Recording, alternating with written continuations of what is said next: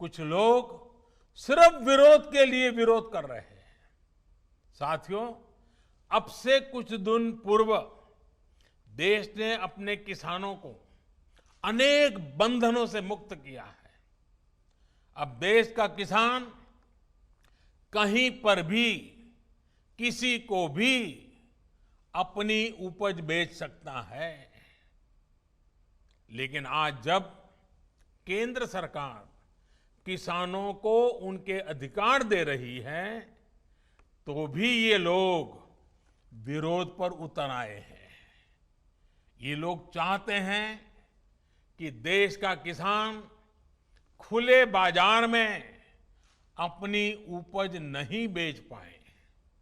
ये लोग चाहते हैं कि किसान की गाड़ियां जब्त होती रहें, उनसे वसूली होती रहे, उनसे कम कीमत पर अनाज खरीदकर बिचौलिए मुनाफा कमाते रहें। ये किसान की आजादी का विरोध कर रहे हैं। जिन सामानों की, उपकरणों की किसान पूजा करता है, उन्हें आग लगाकर ये लोग अब किसानों को अपमानित कर रहे हैं। साथियों, बरसों तक ये लोग कहते रहे एमएसपी लागू करेंगे, एमएसपी लागू करेंगे, लेकिन किया नहीं। एमएसपी लागू करने का काम स्वामीनाथन कमीशन की इच्छा के अनुसार हमारी ही सरकार ने किया। आज ये लोग एमएसपी पर ही किसानों में भ्रम फैला रहे हैं। देश में एमएसपी भी रहेगी और किसानों को कहीं पर भी अपनी उपज बेचने की आजादी भी रहेगी। लेकिन यह आजादी कुछ लोग बर्दाश्त नहीं कर पा रहे हैं। इनकी काली कमाई का एक और जरिया समाप्त हो गया है, इसलिए इन्हें परेशानी है। साथियों, कोरोना के इस कालखंड में देश ने देखा है कि कैसे डिजिटल भारत अभियान ने जनधन बैंक खातों ने, रुपे कार्ड ने लोगों की कितनी मदद की है। लेकिन आपको याद होगा, जब यही काम हमारी सरकार ने शुरू किए थे, तो ये लोग इनका कितना विरोध कर रहे थे। इनकी नजरों में देश का गरीब, देश के गांव के लोग अनपढ़ थे, अज्ञानी थे। देश के गरीब का बैंक खाता खुल जाए, वो भी डिजिटल लेन देन करें, इसका इन लोगों ने हमेशा विरोध किया। साथियों, देश ने ये भी देखा है कि जब वन नेशन वन टैक्स की बात आई, जीएसटी की बात आई, तो फिर ये लोग फिर विरोध करने के लिए मैदान में आ गए। जीएसटी की वजह से देश में घरेलू सामानों पर लगाने वाला टैक्स बहुत कम हो गया है।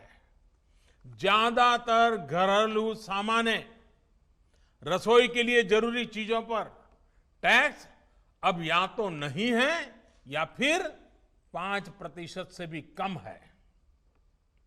पहले इन्हीं चीजों पर ज्यादा टैक्स लगा करता था, लोगों को अपनी जेब से ज्यादा पैसे खर्च करने पड़ते थे। लेकिन आप देखिए, इन लोगों को जीएसटी से भी परेशानी, ये उसका मजाक उड़ाते हैं, उसका विरोध करते हैं। साथियों, ये लोग न किसान के साथ है, न नौजवान के साथ, और न ही देश के वीर जवान के साथ है।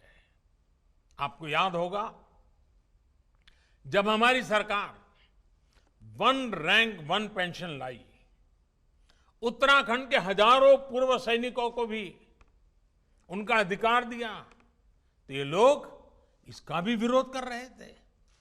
वन रैंक वन पेंशन लागू करने के बाद से सरकार पूर्व सैनिकों को लगभग 11,000 करोड़ रुपए एरियर के तो दे चुकी है। यहां उत्तराखंड में भी 1 लाख से ज्यादा पूर्व सैनिकों को इसका लाभ मिला है। लेकिन इन लोगों को वन रैंक वन पेंशन लागू किए जाने से हमेशा दिक्कत रही। इन लोगों ने वन रैंक वन पेंशन का भी विरोध किया। साथियों, बरसों तक इन लोगों ने देश की सेनाओं को, देश की वायुसेना को सशक्त करने के लिए कुछ नहीं किया। वायुसेना कहती रही कि हमें आधुनिक लड़ाकू विमान चाहिए, लेकिन ये लोग वायुसेना की बात कभी नहीं सुनी, उसको नजरअंदाज करते रहे। जब हमारी सरकार ने सीधे फ्रांस सरकार से रफाल लड़ाकू विमान का समझौता कर लिया, तो इनको फिर दिक्कत होने लगी।